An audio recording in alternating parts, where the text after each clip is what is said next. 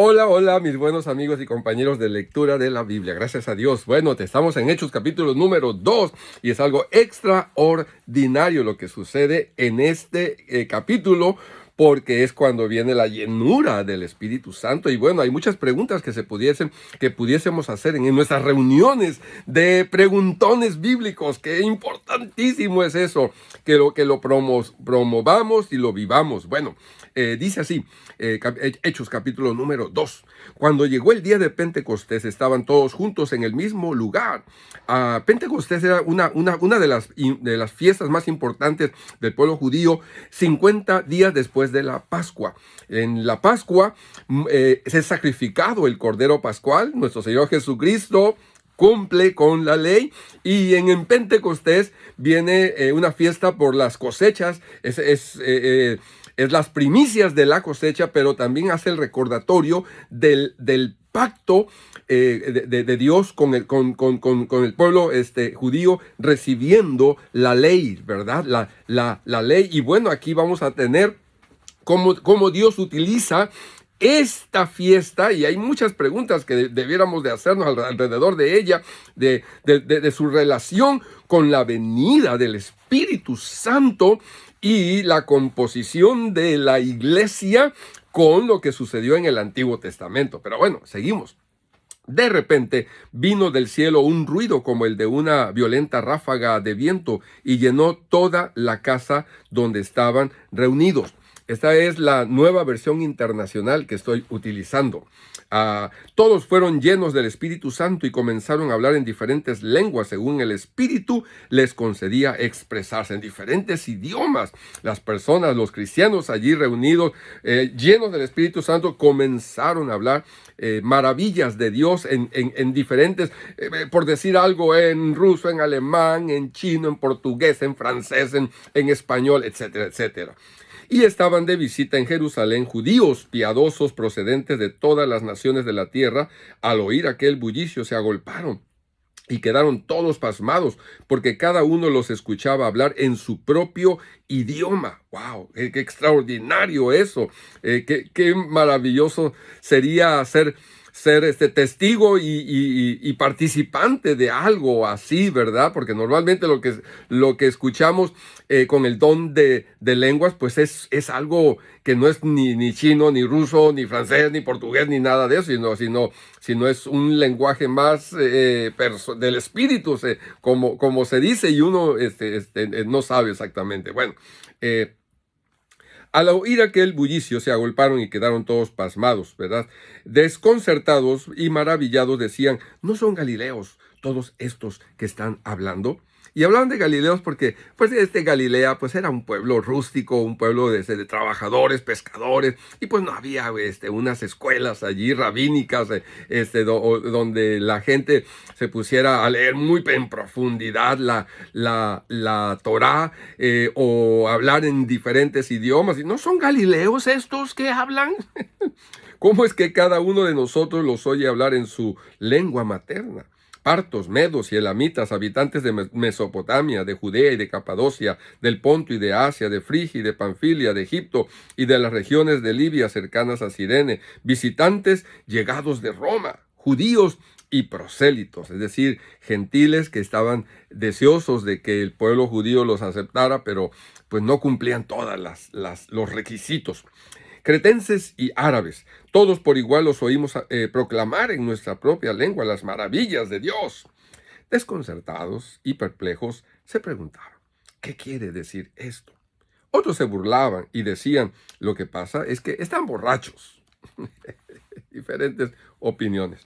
Entonces Pedro, con los 11, se puso de pie y dijo a voz en cuello, compatriotas judíos y todos ustedes que están en Jerusalén, déjenme explicarles lo que sucede. Presten atención a lo que les voy a decir.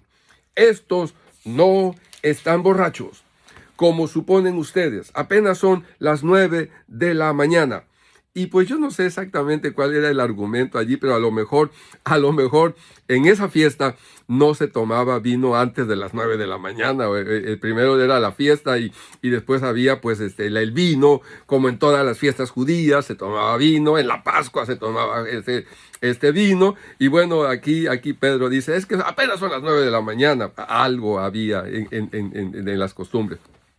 En realidad lo que pasa es lo que anunció el profeta Joel. Y wow, esto es extraordinario, porque enseguida y en este capítulo se mencionan 2 o 3 profecías cumplidas. Entonces,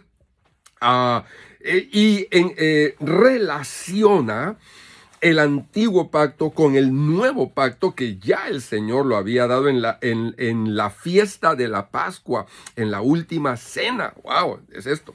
Sucederá, dice, que en los últimos días, dice Dios, derramaré mi espíritu sobre todo el género humano, sobre todo el género humano.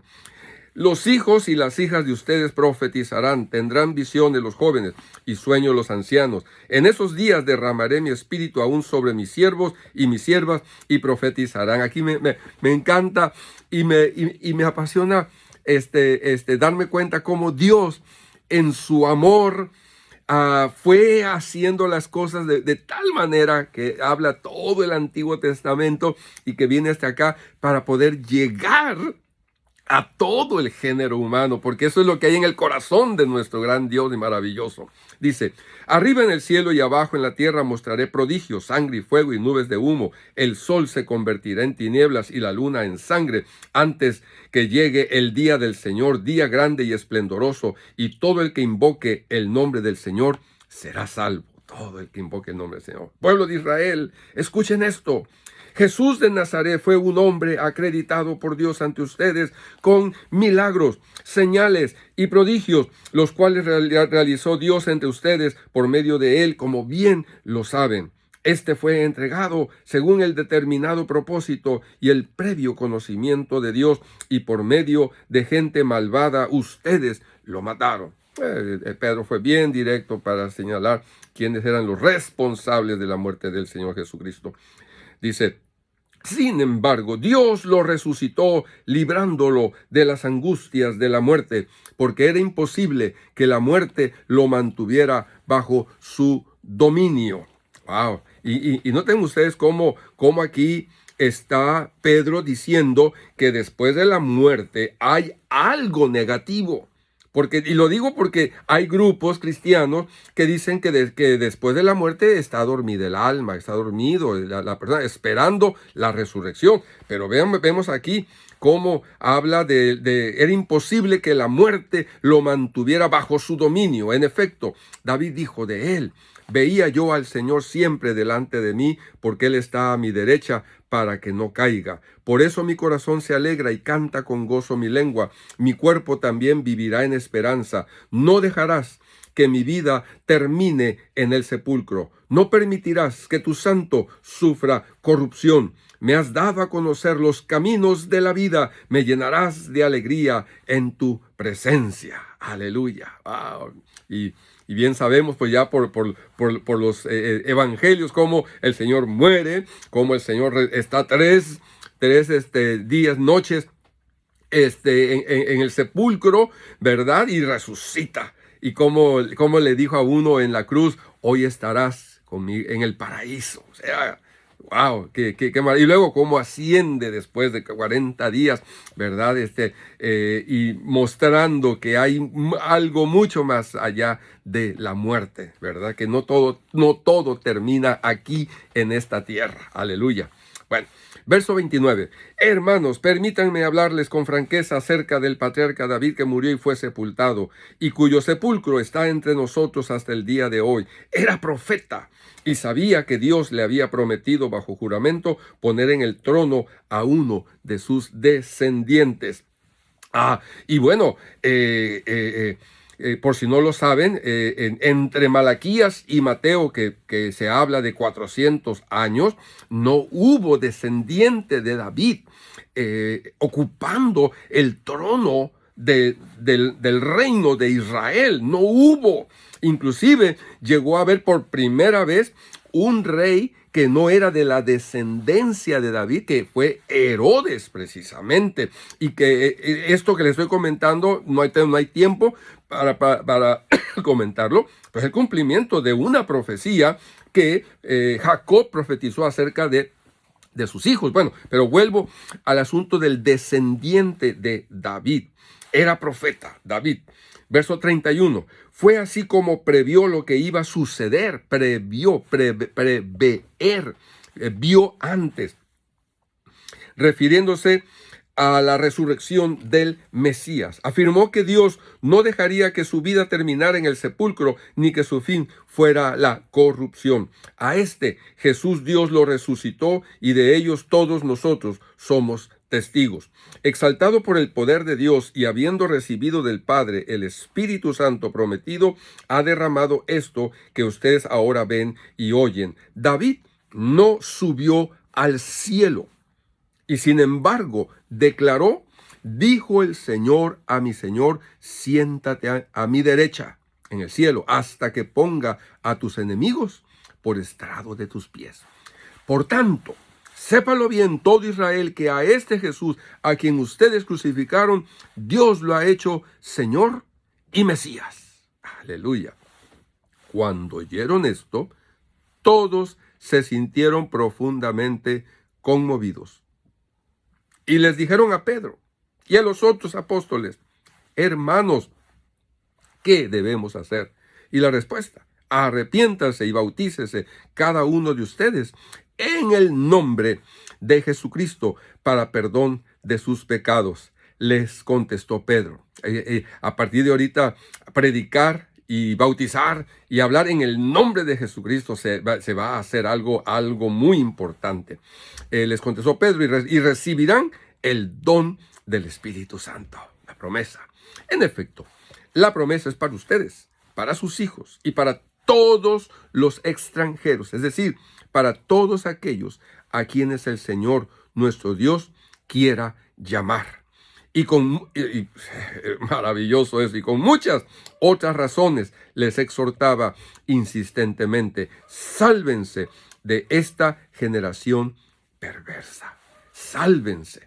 Y vaya que si 40 años o menos de 40 años después de esto, vendría el juicio que Jesús ya había profetizado en contra de esa generación judía y en contra del templo, que el Señor profetizó que no quedaría piedra sobre piedra. Y en el año 70 efectivamente así exactamente sucedió, como el Señor Jesucristo lo había profetizado. Así que en estos minutitos que siguen, vamos a terminar lo que es maravilloso, esa primicia de la iglesia, ¿verdad? Maravillosa comunión espiritual maravillosa. Así pues, los que recibieron su mensaje fueron bautizados, y aquel día se unieron a la iglesia unas 3,000 personas. Se mantenían firmes en la enseñanza de los apóstoles, en la comunión, en el partimiento del pan y en la oración. Todos estaban asombrados por los muchos prodigios y señales que realizaban los apóstoles. Todos los creyentes estaban juntos y tenían todo en común. Vendían sus propiedades y posesiones y compartían sus bienes entre sí según la necesidad de cada uno. O sea, había toda una solidaridad de amor para apoyar a los más pobres, a los más menesterosos. Entre sí según la necesidad de cada uno. No dejaban de reunirse en el templo ni un solo día. De casa en casa partían el pan y compartían la comida con alegría y generosidad, alabando a Dios y disfrutando de la estimación general del pueblo. Y cada día el Señor añadía al grupo los que iban siendo, a la iglesia, los que iban siendo salvos. Y con esto hemos terminado este capítulo en donde la iglesia ha tenido ese bautismo maravilloso, extraordinario, la llenura del Espíritu Santo. Y ese es mi deseo para ti, para mí, que no solamente tener con nosotros el Espíritu Santo, que esté en nosotros, sino que esté sobre nosotros, guiando y moviéndonos en todo nuestro caminar. Que Dios te bendiga y te guarde, y la gracia de nuestro Señor Jesucristo sea contigo y lo puedas experimentar en todo, a ti y los tuyos. Nos vemos en la próxima.